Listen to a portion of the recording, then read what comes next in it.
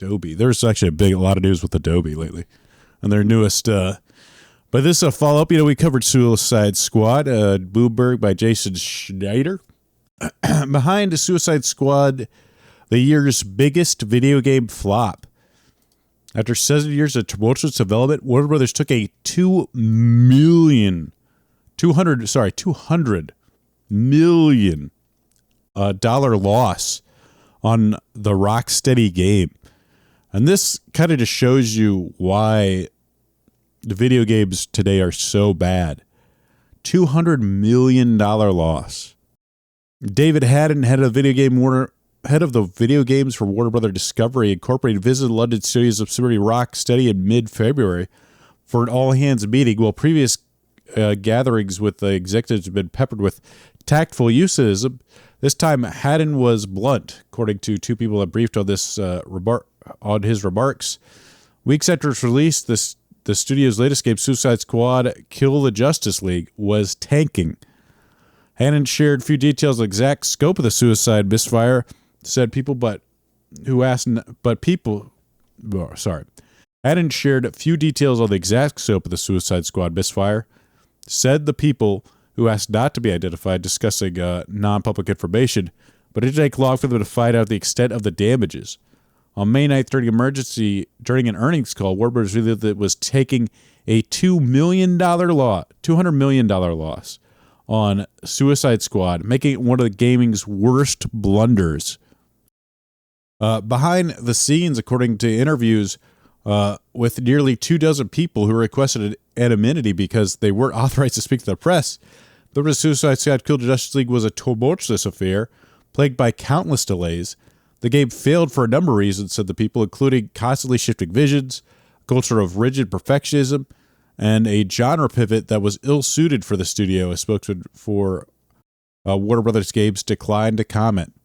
Glossy Bisque could extend beyond Warner Brothers and further detour investment in gaming by traditional media firms when they should be expanding, said Joost van Druren, who teaches video game business at New York University.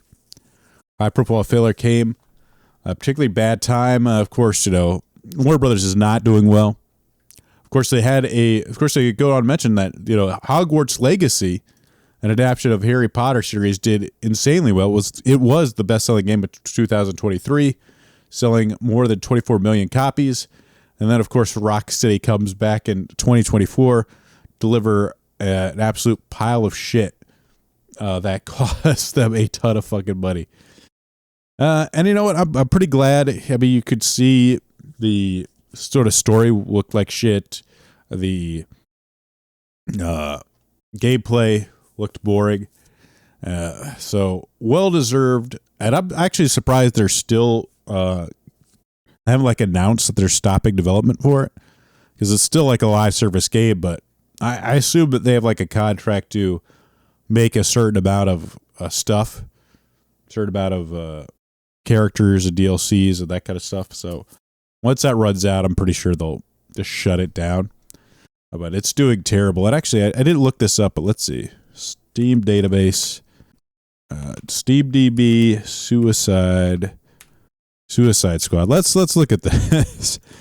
Let me bring this up. Oh, right. Let's see. So right now there are peak was 4 months ago. Right now they have 209 players right now for a live service game, by the way. Its 24-hour peak was 256 players. Yikes. And then, 2 millions upon millions.